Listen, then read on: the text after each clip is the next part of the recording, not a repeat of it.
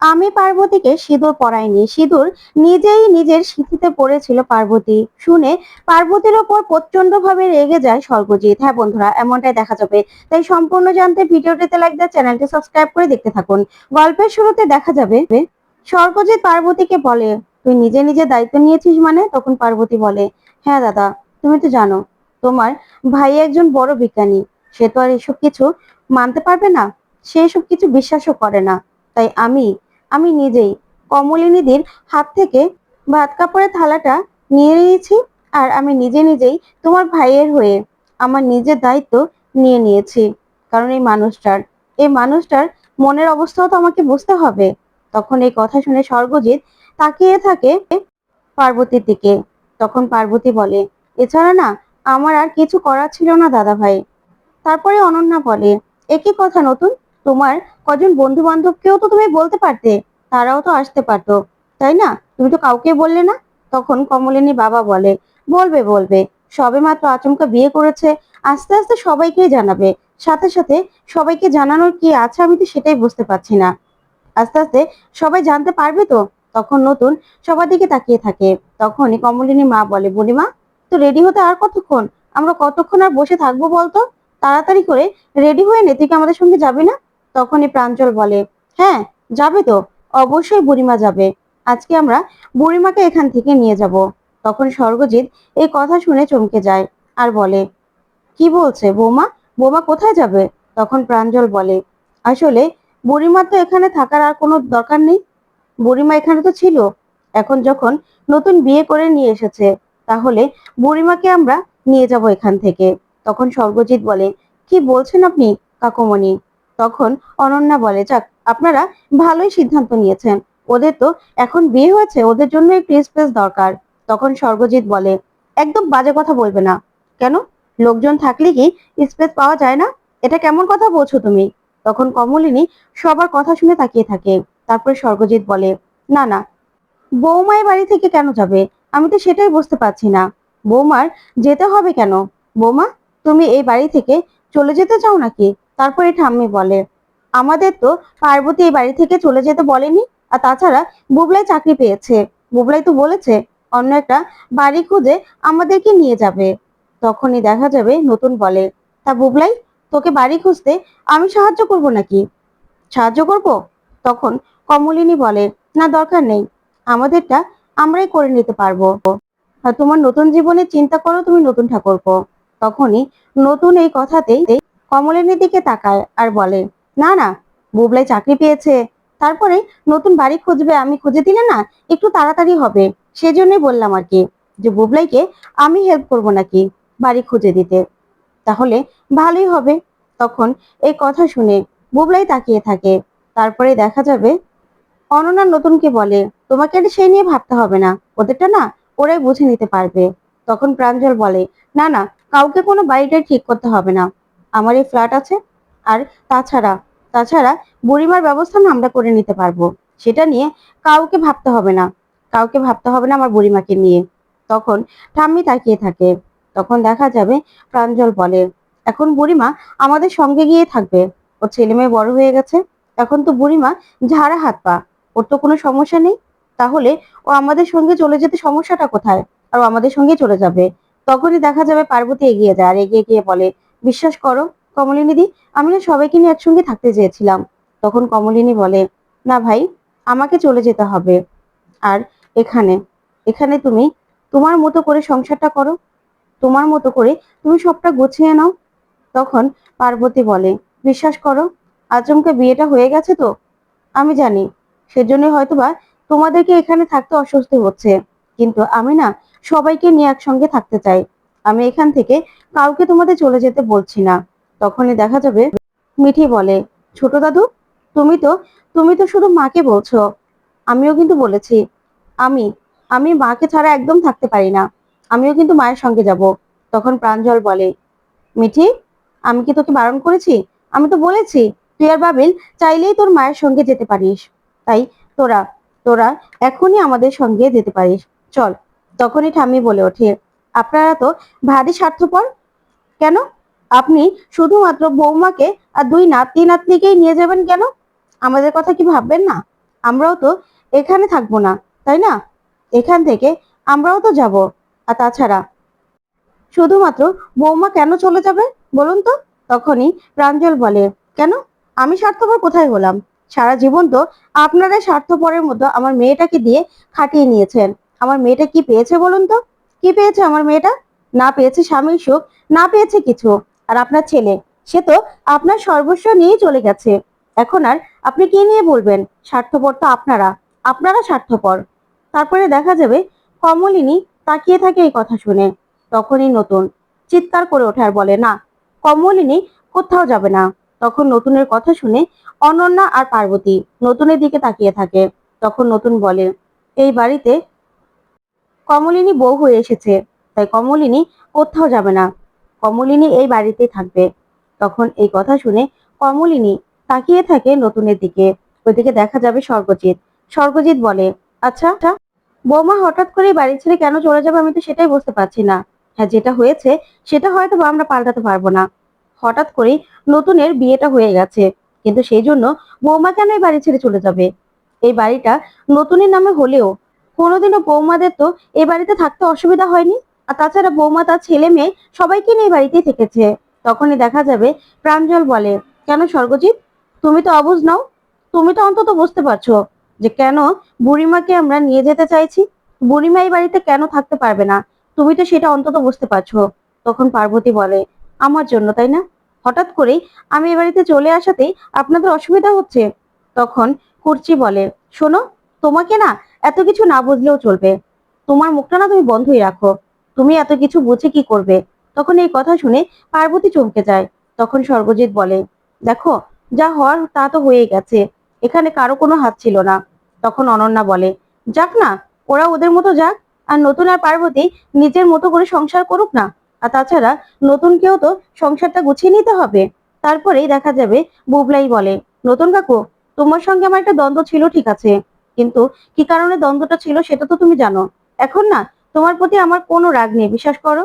তুমি আমার সব রাগ একদম জল করে দিয়েছো। তোমার সাথে যে কারণে আমার দ্বন্দ্ব ছিল, সেই কারণটা তুমি একদম ভালোভাবে মিটিয়ে দিয়েছো। যার কারণে তোমার উপর আমার আর কোনো রাগ নেই। এখন আমি বাড়ি খুঁজে না আমার মা, আমার ভাই বোন সবার দায়িত্ব আমি নিজেই নিতে পারবো। তোমার উপর থেকে আমার সব রাগ উঠে গেছে। তখন এই কথা শুনে নতুন বুবলাইকে বলে, শোন বুবলাই, তোর যে কারণে আমার উপর রাগ ছিল না, সেই জায়গাতেই কিন্তু আমি এখনো দাঁড়িয়ে আছি। সেই জায়গা থেকে কিন্তু আমি এক চুনও নড়িনি। তোকে আমি সেই কথাটা ভালোভাবে বলে দিলাম। তোর সঙ্গে আমার যে দ্বন্দ্বটা ছিল, সেই দ্বন্দ্বটা এখনো থাকবে, কারণ সেই জায়গাতে আমি এখনো দাঁড়িয়ে আছি। তখন এই কথা শুনে বুবলাই নতুনের দিকে তাকিয়ে থাকে। ওইদিকে কমলিনীও নতুনের দিকে তাকিয়ে থাকে। তখনই দেখা যাবে মিঠিল আসে আর এসে বলে, অনেকক্ষণ ধরেই এসেছি আমি, সবার কথাবার্তা শুনছিলাম। তা কাকিমা, এবার তো তোমাকে রেডি হতে হবে। তুমি আর এখানে থেকে কি করবে বলো তো? এবারে তো তোমার থাকা মানায় না। তখন কমলিনী বলে, মিঠিল মা, আমি যাব, কিন্তু সন্ধ্যাবেলায় আমার একটা কাজ আছে, সেই কাজটা আমি মিটিয়ে চলে যাব। তখন মিঠিল বলে, না কাকিমা, সেই কাজটা না বরং তুমি না থাকলে আরো বেশি সুবিধা হবে। তোমার এখানে থাকার কোনো দরকার নেই। আমি তো জানি তুমি কিসের কথা বলছো। তুমি ফুলসজ্জার কথা বলছো, তাই তো? তুমি না থাকলে ফুলসজ্জাটা আরো ভালো করে পালন করা হবে। তুমি চিন্তা করো না, তোমার সামনে হয়তোবা অনেকেই অনেকেই সেটা করতে দ্বিধাবোধ করবে, লজ্জা করবে। আর তাছাড়া এখন তো নতুন কাকুর বৌদিও এখানে আছে, তারাই না হয় সব রিচুয়ালস গুলো মেনে নিতে পারবে। তোমাকে এসবের মধ্যে আর থাকতে হবে না। তুমি বরং রেডি হয়ে নাও, তোমাকে বরং আমি রেডি করিয়ে দিচ্ছি, চলো। তখন নতুন মিঠিলের দিকে তাকিয়ে থাকে। তখন কমলিনী বলে, হ্যাঁ তাই তো, আমি ভুল ভেবেছিলাম। তখন করছি বলে, আচ্ছা বৌদি ভাই, তোমাকে ছাড়াই বা আমরা কি করে থাকবো বলো তো? তখন প্রাঞ্জল বলে, কুর্চি মা, তোমরাও যেতে পারো, সমস্যা নেই। তোমাদের জন্য সব সময় দরজা খোলা আছে। আর চাইলে বুড়িমা তোমাদের সঙ্গে গিয়েও থাকতে পারে। তখনই কমলিনী বলে, কাকুমণি, আমি রেডি হয়ে নিচ্ছি। ঠিকই তো, এখন তো সবাই আছে, তারাই সব রিচুয়ালস গুলো পালন করে নিতে পারবে। এখন আর আমাকে এখানে দরকার পড়বে না। আর দিদি ভাই, সবাই আমরা একসঙ্গেই থাকবো, সমস্যা নেই। তারপরে স্বর্গজিৎ বলে, বৌমা, তুমি কি আমার উপর রেগে আছো নাকি? তুমি কি আমার সঙ্গে রাগ করেছো যে এখান থেকে চলে যেতে চাইছো? তখন কমলিনী বলে, না না দাদা ভাই, আপনার সঙ্গে আমি কেন রাগ করব? আপনার উপর কেন? আমার কারো উপরেই না কোনো রাগ নেই। আমি রাগ করবো কেন? আমি তো বরাবরই চেয়েছিলাম যে নতুন ঠাকুরপো বিয়ে করে সংসারী হোক। সেটা হয়তোবা কেউ সিরিয়াসলি নেয়নি, মনে মনে করেছিল যে আমি এমনি এমনি বলছি। কিন্তু আমি সত্যি মন থেকে চেয়েছিলাম যে নতুন ঠাকুরপো বিয়ে করে সংসারী হোক। এখন নতুন ঠাকুরপো পার্বতীকে বিয়ে করে এনেছে, তাহলে আমার কেন রাগ থাকবে বলুন তো? আমি আরো খুশি হয়েছি যে নতুন ঠাকুরপো সংসারী হয়েছে। এবার নতুন ঠাকুরপো নিজের ঘরটা সুন্দর করে গুছিয়ে নিক, সব সুন্দর করে সাজিয়ে নিক। তখন অনন্যা তাকিয়ে থাকে। তারপরেই পার্বতী বলে, কমলিনীদি, তুমি আরো আমাকে ভালো করে বুঝিয়ে দিলে আমি খুব সুন্দর করে সবটা গুছিয়ে নিতে পারবো। আমার স্বামীকে তো জানোই, সে কোনো কিছুই আমাকে দিয়ে দেবে না। তাই তোমরা থাকলে না আমার কাছে খুব ভালো লাগতো। তখনই এই কথা শুনে মিঠি বলে, তুমি সবকিছু চাইলে যে তোমার মতো করে হবে নতুন কাকি, সেটা তুমি কি করে বুঝলে? তোমার চাওয়ায় তো সবকিছু হবে না। তখন বর্ষা বলে, আশ্চর্য তো, এখানে নতুন কাকি ভুল কি বলেছে? সে তো শুধুমাত্র তার নিজের কথা বলেছে। আর সব কথাতেই এরকম ভাবে বললে কি করে হবে? সেখানে তোমার কথা বলার কি আছে মিঠি? তখন মিঠি বলে, শোনো বর্ষাদি, তোমাকে না সব ব্যাপারে কথা বলতে হবে না। আমি কিসের জন্য বলেছি আমি সবার সামনে সবটা ক্লিয়ার করে দিচ্ছি। আসলে নতুন কাকু, তার উপর না আমাদের আমাদের অনেক দায়িত্ব ছিল, আর অনেক এক্সপেকটেশনও ছিল। আসলে আমি, বিশেষ করে আমি নতুন কাকুকে আমার বট গাছের মতো ভেবেছিলাম। নতুন কাকু আমার সবকিছু দায়িত্ব নিয়েছিল। সে সে আমার বিদেশ যাওয়ার অনেক কিছু এগিয়ে দিয়েছিল, আমিও না কিছু বলিনি, কারণ নতুন কাকু আমার বটগাছ ছিল। কিন্তু আজকে আজকে আমি সব রকম সব রকম দায়িত্ব নতুন কাকুর কাছ থেকে তুলে নিচ্ছি। নতুন কাকুর আমাদের কোনো দায়িত্বই আর নিতে হবে না। হ্যাঁ, বিদেশ যাওয়ার জন্য তখন হয়তো আমি চেয়েছিলাম বিদেশ যাব, কিন্তু আমি এখানেও অনেক জায়গায় অনেক জায়গায় কাগজ জমা দিয়েছিলাম, সেখান থেকে অফার লেটারও এসেছিল। কিছু কিছুগুলোর এখনো সময় আছে, তাই সেখান থেকেই আমি হয়তোবা কোনো একটা অ্যাকসেপ্ট করে নেব। এখানে আমি কাজ করব, ভাইরা আমার পাশে থাকলে থাকতে পারে। এখন থেকে আমার মায়ের দায়িত্ব আমরাই নিতে পারবো। তখন করছি বলে, মিঠিমা, এটা কেমন কথা বলছিস? আমিও তো তোদের আরেকটা মায়ের মতোই। আর তাছাড়া ভুলে যাস না যে আমিও চাকরি করি। বৌদি, তোরা আমার কাছে কি তোরা জানিস না? এখানে আমিও তোদের সঙ্গেই থাকবো, সেটা তোরা ভুলে যাস না। তখন নতুন সবার কথা শুনে অবাক হয়ে তাকিয়ে থাকে। ওইদিকে বুবলাই বলে, এখানে তো দেখছি সবাই আমাকেই বাদ দিয়ে দিচ্ছে, আমাকে সবাই আলাদা করে দিল, তাই তো? তখনই কমলিনী বলে, বুবলাই বাবা, মাঝে মাঝে এসো। তুমি তো এখন চাকরি করো, শ্বশুর বাড়িতে না থেকে নিজের একটা ফ্ল্যাট কিনে নিও। আসলে দূরে থাকলে না সম্পর্ক ভালো থাকে। তাই তোমাকে আমি বললাম যে তুমি তুমি মাঝে মাঝে এসো আমাদের সঙ্গে। আর পার্বতী, আমি এখান থেকে চলে যাব ঠিক আছে, কিন্তু তোমার জন্য সারা জীবন আমার দরজা খোলা থাকবে। তুমি যে কোনো দরকারে, যে কোনো প্রয়োজনে আমার কাছে যেতে পারবে। তুমি আমার কাছে যেও ভাই, আমার না তোমার উপর কোনো রাগ নেই। তখন এই কথা শুনে পার্বতী কমলিনীর দিকে তাকিয়ে থাকে। তারপরে দেখা যাবে নতুন কমলিনীকে বলে, আচ্ছা কমলিনী, তোমার সঙ্গে আমার কথা আছে, তোমার সঙ্গে আমি কথা বলতে চাইলাম, তুমি তো কথা বললে না। তখন কমলিনী বলে, না নতুন ঠাকুরপো, তোমার সঙ্গে আমার আর কোনো কথা নেই। তোমার সঙ্গে এখন থেকে আমার কথা ফুরিয়েছে। এখন সব কথা আমার পার্বতীর সঙ্গেই আছে, কারণ এতদিন তোমার দায়িত্ব আমার উপর ছিল, এখন পার্বতী তোমার দায়িত্ব নেবে। তখন পার্বতী বলে, আমাকে সবটা বুঝিয়ে শুনে দিলেই হবে। তখনই কমলিনী বলে, সবার আগে তুমি নতুন ঠাকুরপোর আলমারির চাবিটা নাও, সেটা আমাকে বিশ্বাস করে দিয়েছিল। তখনই পার্বতীকে দেওয়ার আগে নতুন নিজের চাবিটা নিজের হাতে নিয়ে নেয় আর বলে, এই চাবিটা বিশ্বাস করে আমি তোমার হাতে দিয়েছিলাম। সেটা বিশ্বাসের মর্যাদা যখন তুমি রাখতে পারবে না, সেটা দায়িত্ব যখন তুমি নিতে পারবে না, তাহলে এই চাবিটা তোমার দরকার ছিল আমার হাতে দেওয়ার। তোমার অন্য কারো হাতে দেওয়া একদম উচিত হয়নি কমলিনী। তুমি কিন্তু কাজটা একদম ঠিক করনি। তুমি অন্য কারো কাছে দায়িত্ব দেওয়ার আগে আমাকে একবারও জিজ্ঞাসা করেছো?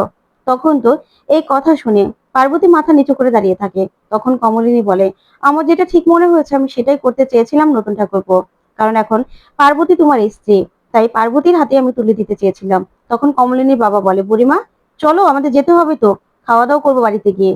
তখন নতুন বলে, কেন কাকা বাবু, এখান থেকে কি আর কখনো আপনারা খাওয়া দাওয়া করে যাননি? আপনার মেয়ে রান্না বান্না করেছে, প্লিজ এখান থেকে আপনি খেয়ে যাবেন, না হলে আমার খুব মন খারাপ হবে, কষ্ট পাবো আমি। তখন পার্বতী বলে, হ্যাঁ, আমি সবার পাতে পাতে ভাত দিচ্ছি, এই এই নিয়মটা অন্তত মানা হোক। আসলে আমি পুরোহিত ঠাকুরের মেয়ে তো, আমি না সব নিয়ম কানুন গুলো ভালো করেই মানতে পারি। হ্যাঁ, আমার স্বামী, সে অন্তত কোনো কিছু বিশ্বাস করে না জানি, সে কোনো কিছু মানে না, কিন্তু আমি জানি। তখনই দেখা যাবে নতুন পার্বতীকে বলে, শোনো পার্বতী, আমি ভেবেছিলাম তোমার অন্তত আত্মসম্মান বোধ আছে, কিন্তু না, তোমার কোনো রকম কোনো আত্মসম্মান বোধ নেই। তুমি তুমি সেই এলাকা থেকে বেরোতে চেয়েছিলে, তুমি গ্রাম থেকে বেরোতে চেয়েছিলে, তুমি একটা জায়গা খুঁজছিলে, সেই জায়গাটাই তোমাকে আমি দিয়েছিলাম, তোমার শর্তটা আমি মেনেছিলাম। তোমাকে কোনো রকম কোনো সিঁদুর আমি পরিয়ে দিইনি, তুমি নিজের হাতেই নিজে সিঁদুরটা পরেছিলে। কিন্তু এসব আমি মানি না, ঠিক আছে, কিন্তু তারপরেও তোমার এতক্ষণ সব শর্ত আমি মেনেছি, তোমার কথা আমি শুনেছি, তারপরে দেখছি তুমি তো আরো পেয়ে বসছো। শোনো, তোমাকে আমি কোনো রকম কোনো সিঁদুর পরাইনি, তোমাকে আমি বিয়ে করিনি, সেটা সবার সামনে আমি ক্লিয়ার করে দিলাম। জীবনে একমাত্র আমি একজনকে বিয়ে করতে পারি, সেটা অন্তত তুমি নাও, সেটা আমি তোমাকে বুঝিয়ে দিলাম। তখন এই কথাগুলো শুনে পার্বতী আর কমলিনী নতুনের দিকে তাকায়। তো বন্ধুরা, কেমন লাগলো আজকের আপডেট, কমেন্ট করে জানাও। ধন্যবাদ।